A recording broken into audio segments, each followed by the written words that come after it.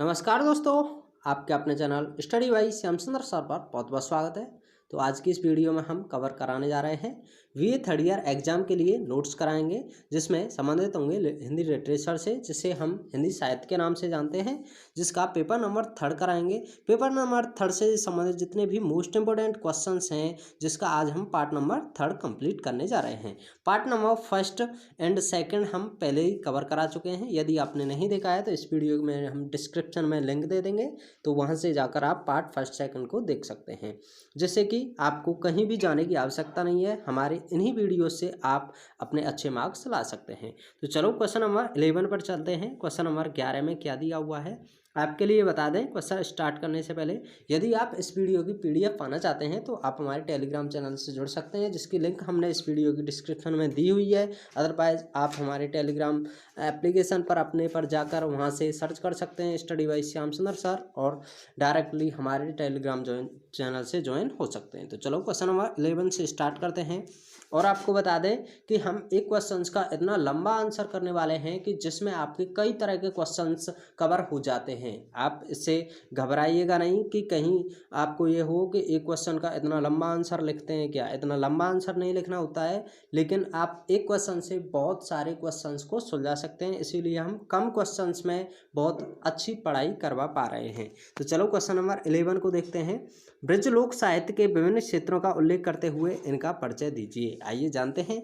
भगवान श्री कृष्ण की लीला स्थली होने के कारण ब्रज भूमि का धार्मिक, साहित्यिक और सांस्कृतिक दृष्टि से अक्षुण्ण महत्व रहा है। ब्रज भाषा के अत्यधिक प्रचार प्रसार से ब्रज क्षेत्र की सीमाएं भी व्यापक होती गईं और यह वर्तमान का उत्तर प्रदेश, राजस्थान, मध्य प्रदेश, हरियाणा के सुदूरवर्ती स्थलों तक फैल गया। एक किंवदंती के अनुसार यदि मथुरा को ब्रज क्षेत्र का केंद्र माने तो उसके चारों ओर 84 कोस तक ब्रज क्षेत्र प्राप्त है। इस संपूर्ण ब्रज क्षेत्र का लोक साहित्य इसके अध्ययन की परिधि में आता है। सामान्य रूप से ब्रज क्षेत्र के अंतर्गत आगरा, मथुरा, फिरोजाबाद, अलीगढ़, एटा, मैनपुरी, बदायूं, भरतपुर, धौलपुर, ग्वालियर और गुड़गांव जिले आते हैं। ब्रज लोक साहित्य की विधाएं आइए जानते हैं। ब्रज लोक साहित्य की विधाएं क्या क्या हैं। शिष्ट साहित्य के समान लोक साहित्य को भी मूल रूप से 2 वर्गों में विभाजित किया गया है, गद्य एवं पद्य। लोक साहित्य की अधिकांश विधाएं पद्य में ही हैं, परंतु इसका अर्थ यह नहीं है कि गद्य के रूप में लोक साहित्य नहीं मिलता। अध्ययन की सुविधा की दृष्टि से ब्रज लोक साहित्य को अग्र वर्णों में विभाजित किया जा सकता है। नंबर 1 लोकगीत, दूसरा लोक गाथा, नंबर 3 लोक कथा, नंबर 4 लोकनाट्य, नंबर 5 प्रकीर्ण लोक साहित्य। इनमें से लोकगीत और लोक गाथा तो पूर्ण रूप से पद में होते हैं। लोक नाट्य के संवाद भी प्राय पद्यबद्ध होते हैं, कहीं कहीं गद्यात्मक संवाद भी मिल जाते हैं। लोक कथा पूर्ण रूप से गद्य में होती है, जबकि प्रकीर्ण साहित्य के अंतर्गत आने वाली लोकोक्तियां, पहेलियां, लोक मुहावरे गद्य में भी हो सकते हैं और पद्य में भी। क्वेश्चन नंबर 12 की तरफ चलते हैं। क्वेश्चन नंबर 12 में है लोक गाथा से क्या प्राय है, यानी कि लोक गाथा क्या होता है। ब्रज क्षेत्र में प्रचलित लोक गाथाओं पर प्रकाश डालिए। तो आइए जानते हैं इसका आंसर। किसी कथा विशेष पर आधारित प्रबंधात्मक काव्य को लोक गाथा कहा जा सकता है। इसमें गायक लोक जीवन में पीढ़ियों से चली आ रही कथा को अपने ढंग से प्रस्तुत करता है। लोक गाथा का रचयिता अज्ञात होता है। नल, दमयंती, हरिश्चंद्र, तारामती, माधवानल, काम कंदला, सोहनी, महिवाल, लता, लैला मजनू, हीर रांझा, सीरी, फरहाद आदि से संबंधित हैं। विभिन्न कथाएं सदियों से हिंदी साहित्य में प्रचलित हैं, परंतु इनका मूल प्रेरणता अज्ञात है। लोक गायक लोक गाथा के रूप को लिखित रूप में भी प्रस्तुत करते हैं। मौखिक रूप से प्रचलित होने के कारण इन गाथाओं में समय समय पर नई घटनाओं जुड़ती रहती हैं। सैकड़ों वर्ष पूर्व लोक गायकों के मर्म को स्पष्ट कर देने वाली कोई एक छोटी सी घटना हुई होगी तथा लोक गायक ने उसे गाना आरंभ कर दिया होगा। उस कथा के साथ रोचक, सरस एवं अद्भुत घटनाओं को समय समय पर जोड़ दिया जाता है। छोटी घटना ही उन कलेवरों से जुड़ जाने से बड़ी लोक गाथा बन जाती हैं। आला के अनेक रूप प्रचलित हैं। प्रेम, सौंदर्य, शौर्य और साहस सामान्य रूप से इन लोक गाथाओं के विषय होते हैं। अनेक लोक गाथाएं अन्य विषयों से भी संबंधित हैं। प्रेम और वीरता पर आधारित लोक गाथाओं के बीच बीच में त्याग, बलिदान, ममता, स्नेह, वात्सल्य आदि अनेक भावों की अभिव्यक्ति इन गाथाओं में देखने को मिलती है। यह सत्य तथ्य आला उदल, नल दमयंती, सत्यवान सावित्री, लैला मजनू आदि लोक गाथाओं में प्रायः देखा जा सकता है। लोकगीतों के समान ही लोक गाथाओं का शिल्प सरल, सहज और प्रभावशाली होता है। लोक गाथाओं के प्रबंधात्मक होने के कारण ही इनका संगीत पक्ष रोचक होता है। लोक गाथाएं छंदोबद्ध तथा लय प्रधान होती हैं। लोक गाथाओं में आशा, आकांक्षा तथा सुख दुख की सहज अभिव्यक्ति होने के कारण ही इनका अत्यधिक प्रभाव मानव जीवन पर पड़ता है। गांव में जाड़े की रातों में अलाव जलाकर लोग प्रायः कहानियां सुनाते हैं तथा सुनाने वाला घंटों कहानी सुनाता रहता है। कहानी को रोचकता के कारण अलाव के पास से उठने का मन नहीं करता।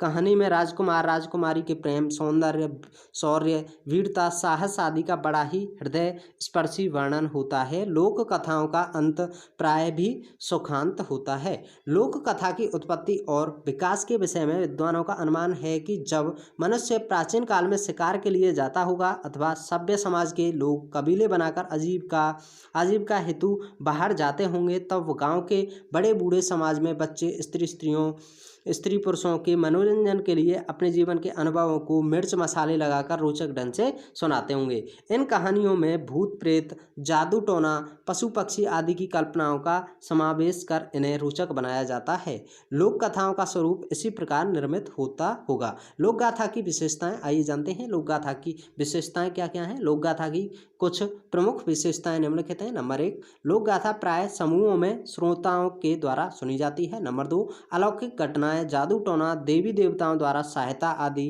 प्रसंग इन लोक गाथाओं में होते हैं, जिन्हें सुनकर जनमानस अभिभूत हुए बिना नहीं रह पाता है। इनमें प्राय चमत्कारपूर्ण घटनाओं का समावेश रहता है। एंड नंबर 3 है, लोक गाथाओं के विषय प्रेम, सौंदर्य, शौर्य, करुणा, स्वाभिमान आदि होते हैं, जिन्हें सुनकर जनमानस आनंद विभोर हो उठता है। लोक गाथाओं का समापन प्राय सुखांत होता है। नंबर 4 है, लोक गाथा प्रबंधात्मक कथा काव्य है, जिन्हें लोक गायकों द्वारा गीत के रूप में प्रस्तुत किया जाता है। नंबर 5 है, लोक गाथा गायक तथा गायन के किसी न किसी लोक वाद्य का आश्रय देते हैं। नंबर 6, लोक गाथा अज्ञात रचयिताओं की रचनाएं हैं, जिसमें लोक गायक अपनी ओर से भी बहुत कुछ जोड़ते घटाते रहते हैं। जबकि ब्रज क्षेत्र में प्रचलित लोक गाथाएं जो भी हैं उनके बारे में जान लेते हैं। ब्रज क्षेत्र में प्रचलित लोक गाथाओं में मुख्य हैं नल दमयंती, आख्यान ढोला। आपने काफ़ी बार देखा होगा अपने बुजुर्गों को, यानी कि दादा बाबाओं को, वो काफ़ी बार सुनते हैं नल दमयंती की कथा, यानी कि ढोला। एंड हरिश्चंद्र तारामती, इनकी काफ़ी बार आपने देखी होगी, नौटंकी वगैरह में आती है आख्यान, जो कि सत्य हरिश्चंद्र जी के बारे में है। हरदौल का भात आपने ज़रूर देखा होगा बचपन में शायद। जहर पीर बाबा होते हैं, उनके बारे में कथाएं होती हैं। गोपी चंद, इनके बारे में भी है, एक राजा हुआ करते थे।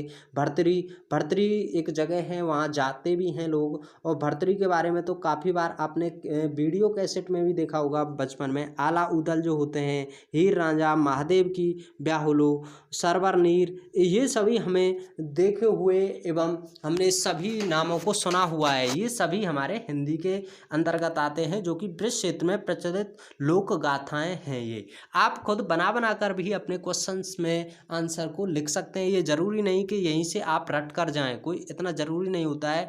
आपको केवल यहाँ से पॉइंट्स को समझना होता है। इन पॉइंट्स को समझ के आप खुद ही अपने एग्जाम में लिख पाते हैं।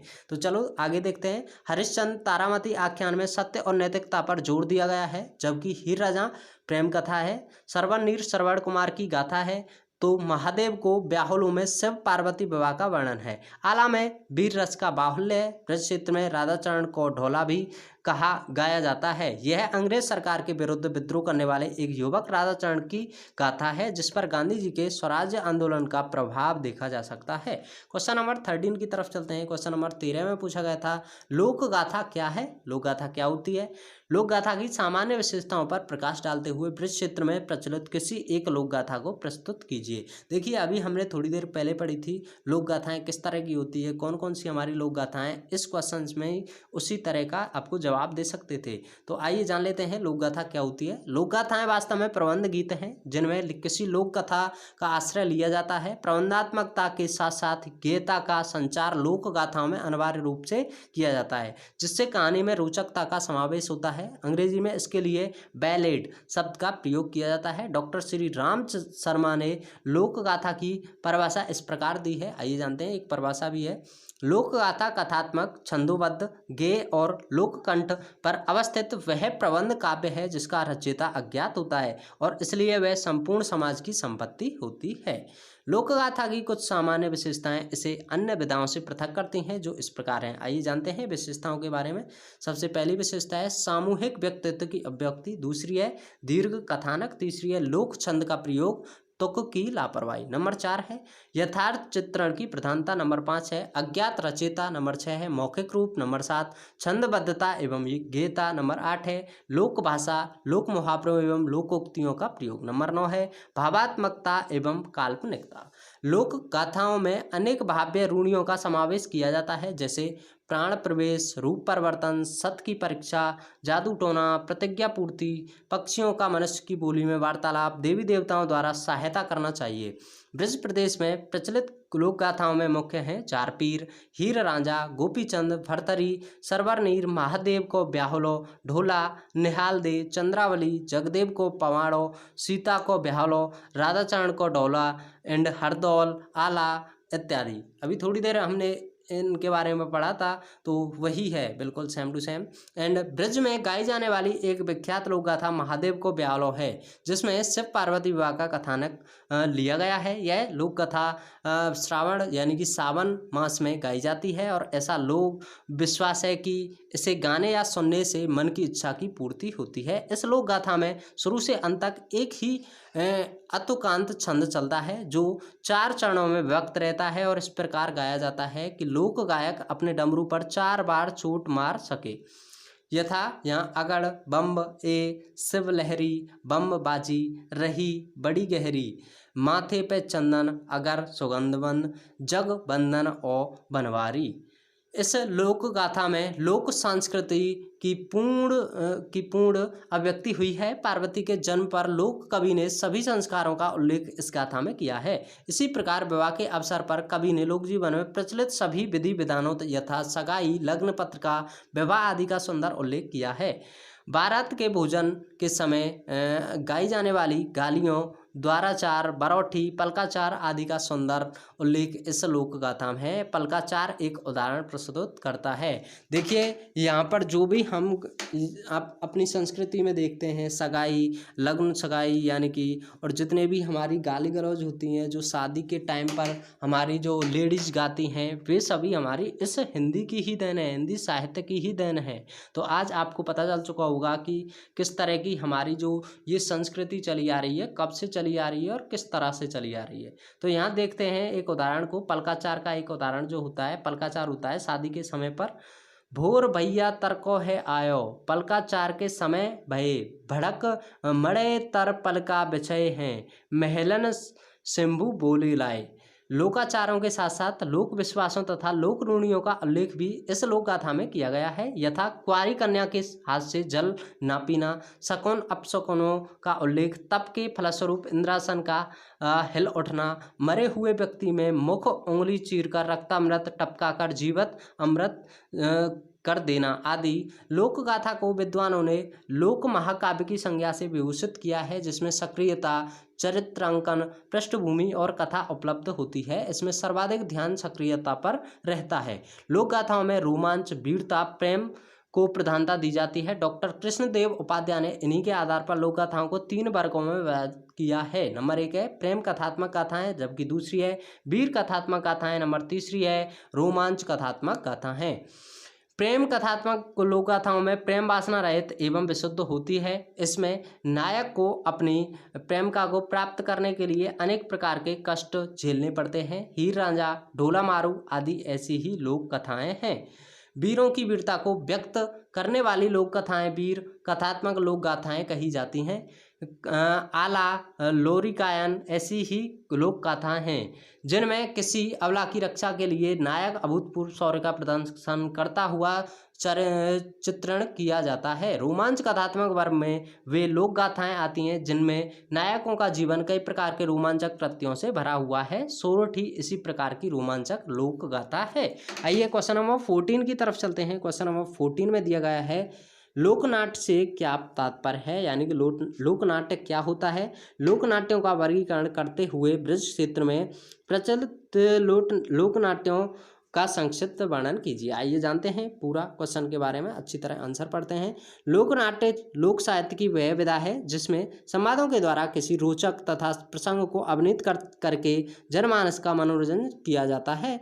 लोकनाट्य के संवाद गद्य पद्य दोनों में होते हैं, पर प्रधानता पद्यात्मक संवादों की रहती है। डॉक्टर श्याम परमार के शब्दों में लोकनाट्य का गद्य भी पद्यात्मक होता है। उसकी भाषा पुराने शब्दों वाली लोक भाषा होती है। लोकनाट्य लोकमानस की कृति होती है, इसलिए उसमें किसी शास्त्रीय नियम का प्रतिबंध स्वीकार नहीं किया जाता। इनमें नृत्य तत्व के साथ साथ वाद्यों, गीतों एवं वेशभूषा को भी मुख्य स्थान प्राप्त होता है। लोकनाट्यों में प्राय खुले मंच का उपयोग किया जाता है जिसमें पट परिवर्तन नहीं होता। अभिनय में संकेतों एवं हाव भावों को अत्यधिक प्रदर्शन किया जाता है। इनकी एक महत्वपूर्ण विशेषता है कि ये लोक जीवन से जुड़े हुए होते हैं। नाटक का प्रत्येक अभिनेता सभी कार्य कर लेता है। वह साधारण अभिनेता से निर्देशक तक के सभी कार्य करने में निपुण होता है। लोकनाट्यों में लोक भाषा, लोक विश्वासों, लोक परंपराओं तथा रूढ़ियों का रहना अनिवार्य है। नृत्य और गेता भी इसके प्रमुख तत्व हैं। अतः यह कहा जा सकता है कि जनमानस समुदाय के मनोरंजनार्थ प्रणीत लोक साहित्य की वह विधा जो पद्यात्मक गे संवादों से युक्त होती है और किसी रोचक कथानक को अभिनय के द्वारा प्रस्तुत करती है, लोकनाट्य कही जाती है। लोकनाट्य के रंगमंच का निर्माण करने के लिए किन्हीं विशेष साधनों की आवश्यकता नहीं होती। खुले मैदान में 2-4 तख्त डालकर ही लोकनाट्यों का मंचन किया जाता है। अक्सर आपने गांव में देखा होगा, 2 या 4 तख्त डाल देते हैं, लकड़ी वाले जो तख्त होते हैं उन पर ही रंगली चल जाती है और केवल एक पर्दा पृष्ठभूमि के रूप में पीछे टांग देने से भी ही काम चल जाता है। जी हाँ, पीछे की यानी कि जो दीवार होती है हमारी, या तो दीवार होती है, दीवार नहीं होती तो एक चमकदार पर्दा टांग दिया जाता है जो हम टेंट से लाते हैं। लोकनाट्यों के कथानक में लोक जीवन की प्रमुखता होती है, अतः दर्शक इन्हें दत्तचित्त होकर देखता रहता है। इनका प्रारंभ किसी देवी देवताओं की स्तुति से होता है और नाटक की निर्विघ्न समाप्ति के लिए देवताओं का आह्वान भी किया जाता है। नाटक के समापन पर देवी देवताओं को विदा किया जाता है और जयकारा बोला जाता है। सभी लोकनाट्य प्राय सुखांत होते हैं। लोकनाट्यों में ढोलक, नगाड़ा, सारंगी, गड़ा, मृदंग, ढप, झांझ, मजीरा, चिमटा आदि वाद्यों का प्रयोग किया जाता है। कुछ वर्षों से हारमोनियम का भी प्रयोग होने लगा है। वाद्य यंत्र बजाने वाले किसी ऊंचे स्थान पर रंगमंच पर ही बैठते हैं। नाटक मंडली का संचालक किसी एक वाद्य यंत्र को बजाता है और उसका कार्य किसी पात्र द्वारा की गई भूल को सुधारने भी होता है, क्योंकि उसे पूरा नाटक कंठस्थ होता है। लोकनाट्यों का वर्गीकरण विद्वानों ने कई रूप में किया है। डॉक्टर सत्येंद्र ने तत्वों की प्रधानता को ध्यान में रखकर लोकनाट्यों को 4 वर्गों में विभाजित किया है। नंबर 1 नृत्य प्रधान, जिनमें नृत्य की प्रधानता हो जैसे रास। नंबर 2 हास्य प्रधान, जिनमें हास्य रस की प्रमुखता हो जैसे बढ़ोती। नंबर 3 संगीत प्रधान, जिनमें संगीत तत्व प्रधान हो जैसे नौटंकी। नंबर 4 वार्ता प्रधान, संगीत कम हो और कथानक संवाद प्रधान हो, यथा बहुरूपिया लोकनाट्य। ब्रज क्षेत्र में लोकनाट्य के कई रूप प्रचलित हैं, जिनमें प्रमुख हैं नंबर 1 नकल, नंबर 2 रासलीला, तीसरा रामलीला, नंबर 4 नसीरा, नंबर 5 है स्वांग एवं नौटंकी तथा छठवां है भगत। वेश बदलकर किसी विशेष व्यक्ति यानी कि जाति का अनुकरण करने की क्रिया नकल कहलाती है और इस प्रकार की नकल करने वाले को नक्काल या बहुरूपिया कहते हैं। यानी कि बहरूपिया जो आपने देखा होगा गाँव में काफ़ी तरह से लोग बोलते हैं। कोई भी व्यक्ति आ जाता है, किसी भी तरह का कोई रोल करता है तो वह बहरूपिया टाइप में कहलाता है। ब्रज क्षेत्र में मीरासी, नट, बेडनी, बाण, आदि कई जातियां इस लोक नाट्य का सहारा लेकर अपनी आजीविका चलाती हैं। जी हाँ, बिल्कुल।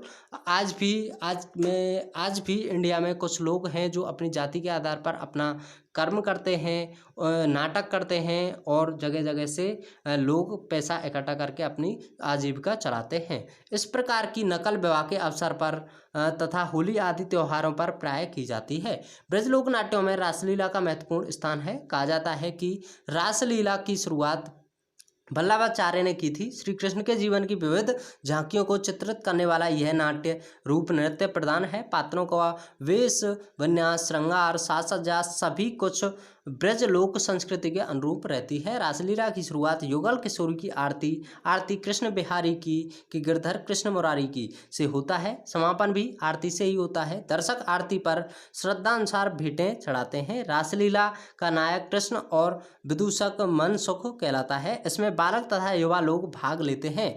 रामलीला ब्रज जनपद का ही नहीं बल्कि हिंदी भाषी राज्यों का एक अत्यधिक लोकप्रिय नाट्य रूप है। यह एक सप्ताह से लेकर 15 दिन तक चलने वाला विशाल आयोजन है, जिसका मंच अन्य सभी लोक नाट्यों से प्राय विशाल होता है तथा इस मंच का स्थान परिवर्तन भी होता है। रामलीला में राम बारात का विशेष महत्व है। लाखों नर नारी राम बारात तथा अन्य झांकियों का आनंद लेते हैं। इसमें राम कथा के अन्य महत्वपूर्ण प्रसंगों का प्रतिदिन आयोजन किया जाता है। स्वांग ब्रज की प्राचीन लोक नाट्य परंपरा है, जबकि नौटंकी बाद की, लेकिन आगे चलकर ये दोनों में समान हो गए हैं। स्वांग का विषय हास्य प्रधान होता है और नौटंकी का श्रृंगार प्रधान। स्वांग में लड़के ही नारी पात्रों का अभिनय करते हैं, जबकि नौटंकियों में प्रशिक्षित अभिनेत्रियां रहती हैं। ब्रज में इस प्रकार की कई नौटंकी मंडलियां प्राप्त होती हैं। नौटंकी में कभी कभी भौड़ा हास्य, अश्लीलता भी मिल जाती है, जो दर्शकों को आकर्षित करने का एक साधन है। नौटंकी के प्रमुख वाद्य नगाड़ा एवं हारमोनियम है।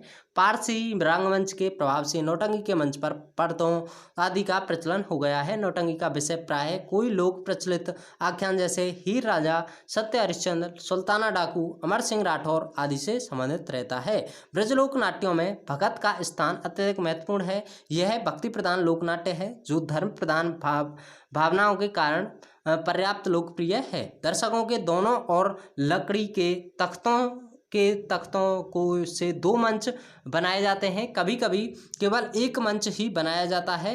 दोनों ओर मंच पर अभिनेता रहते हैं, जो पद्यात्मक संवादों से भगत प्रस्तुत करते हैं।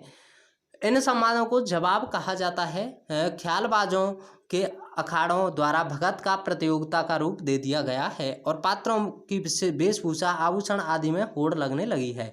ब्रज में मथुरा, आगरा, हाथरस में इस प्रकार के कई भगत अखाड़े हैं। इस लोक नाट्य में दोहा, चौबोला, कड़ा, उड़ान, चौक, लहरी, दौड़ आदि लोक छंदों का प्रयोग होता है और लोक गायक इन्हें गाते समय हाव भाव का मनोहरी प्रदर्शन भी करता है।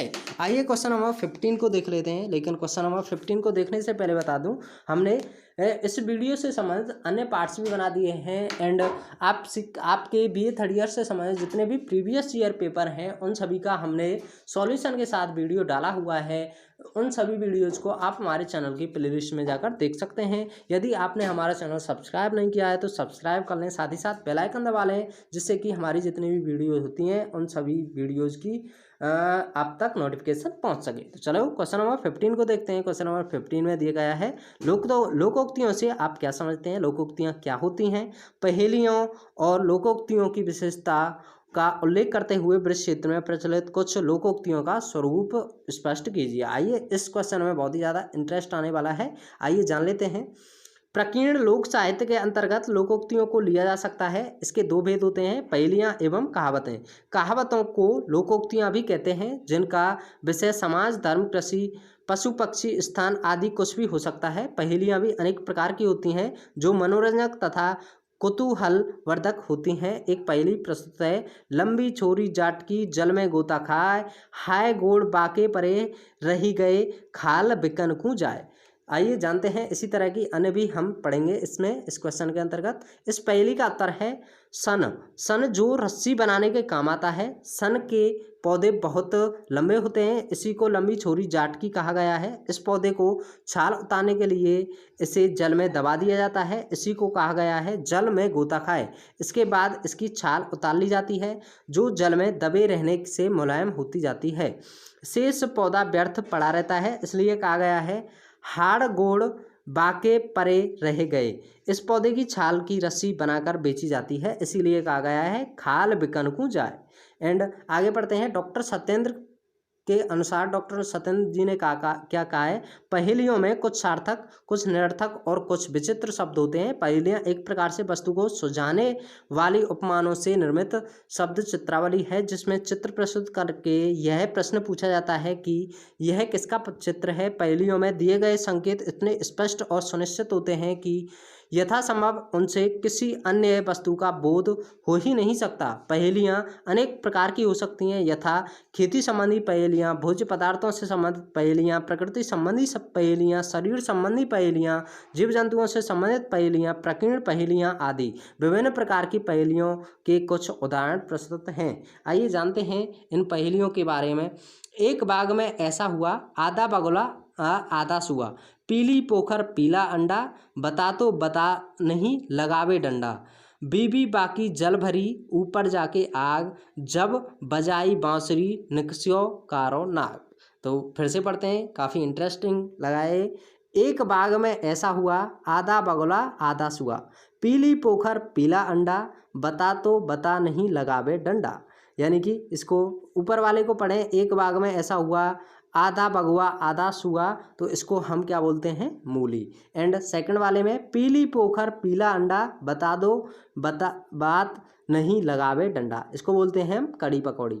जबकि थर्ड में है बीबी बाकी जब भरी ऊपर जाके आग, जब बजाई बांसुरी निकसो कारो नाग, तो इसको बोलते हैं हम हुक्का, जो हुक्का पीने के काम आता है। एंड यहाँ देखते हैं हम, लोकोक्तियाँ किसी समाज विशेष की मान्यताओं, परंपराओं, विश्वासों और उसकी नैतिकता की परिचायक होती हैं। ये समाज की मूल्यवान संपत्ति हैं, क्योंकि उनमें ज्ञान का अथाह सागर उद्लेतित होकर रहता है। डॉक्टर श्याम परमार ने लोकोक्तियों को इस प्रकार विभाजित किया है। जीवन के विस्तृत प्रांगण में भिन्न भिन्न अनुभव जनसाधारण के मानस को प्रभावित करके उसकी अभिव्यक्ति से संबंधित ढंग को उत्कर्ष प्रदान करते हैं। यही अनुभव लोकोक्तियाँ हैं। वास्तव में लोकोक्तियाँ ऐसे वाक्यांश हैं जिनमें जनमानस को आकर्षित करने की अपार शक्ति होती है। ये मानव की बुद्धि और अनुभव की संचित निधि हैं। लोकोक्तियों को प्रमुख विशेषताएं निम्नलिखित हैं। तो आइए जानते हैं इनकी विशेषताओं के बारे में। सबसे पहली है, इनका आकार लघु होता है। नंबर 2 है, इनमें लोक भाषा का प्रयोग होता है। नंबर 3, ये सत्य और अनुभव पर आधारित होती हैं। नंबर 4, ये जन सामान्य में लोकप्रिय होती हैं। नंबर 5, अपनी लयात्मकता, पद्यात्मकता के कारण ये आकर्षक तो होती ही हैं, साथ ही बोधगम्य भी होती हैं। किसी भी घटना की मानसिक प्रतिक्रिया लोकोक्ति के जन्म का कारण बन सकती है। अधूरे एवं अधकचरे राग से संपन्न व्यक्ति का बड़बड़ाना हमें यह कहने का विवश करता है, अधजल गगरी छलकत जाए। इसी प्रकार प्रत्येक समाज में जातिगत विशेषता भी परिलक्षित होती हैं। इस प्रकार की 2 लोकोक्तियाँ प्रस्तुत हैं। आइए जानते हैं। बामन कुत्ता हाथी नाय जाति के साथी, बिल्कुल सही बात है। यानी कि बामन होगा, कुत्ता होगा। बामन यानी कि पंडित, कुत्ता यानी कि डॉग, हाथी यानी कि एलिफेंट। ये अपनी जाति से बहुत ही ज़्यादा जलन करते हैं, अपनी जाति को आपस में सपोर्ट नहीं कर सकते। एंड दूसरी दी हुई है, नींबू धनिया आमिया मस्के ही रस दे। यानी कि नींबू को जैसे ही मसकते हैं यानी कि दबाते हैं, धनिया को जैसे ही दबा देते हैं, या फिर अमिया यानी कि आम का जो भाग होता है कच्चा वाला, उसको जैसे ही हम दबा देते हैं और जैसे ही उसमें से रस निकलने लगता है। लोकोक्तियों में गागर में सागर बनने का प्रयास समाहित रहता है, अर्थात थोड़े में ही बहुत कहने की शक्ति इनमें समाई रहती है। लोकोक्तियाँ स्थान संबंधी, जाति संबंधी, प्रकृति तथा कृषि संबंधी, पशु पक्षी संबंधी आदि हो सकती हैं। जीवन का सूक्ष्म निरीक्षण करके अनुभव के आधार पर जो कथन किए जाते हैं उन्हें लोकोक्ति कहा जाता है। कृषि से संबंधित कुछ लोकोक्तियाँ प्रस्तुत हैं। आइए जानते हैं इनकी लोकोक्तियों के बारे में। बिन बैलन खेती करे, बिन मैयन केरार, बिन मेहतारू घर करे, 14 साख लबार।